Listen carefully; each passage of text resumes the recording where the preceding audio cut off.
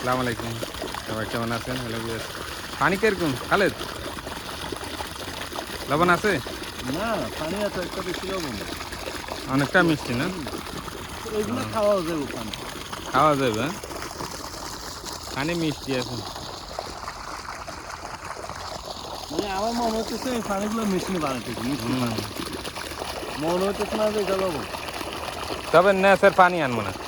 হ্যাঁ, এগুলো হচ্ছে ন্যাসের পানি। ন্যাসের পানি। মানে এক এক জায়গাতে এক এক রকম পানি আছে।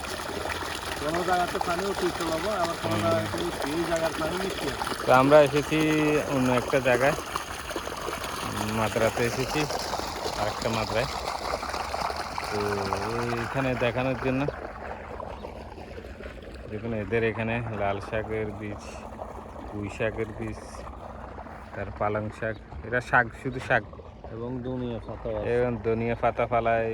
তার বাদে আপনি দেখেন পাট শাক, এই শাক নিয়ে এরা সবসময় আছে। শাক শাক চাষ করে, অন্য কোনো কিছু ফসল চাষ করে না। খুবই দারুণ একটা মাজরা এখানে। মাজরা বলতে আপনি দেখা যাচ্ছে বাগান আর কি, বাগানকে আরবিতে বলে মাজরা।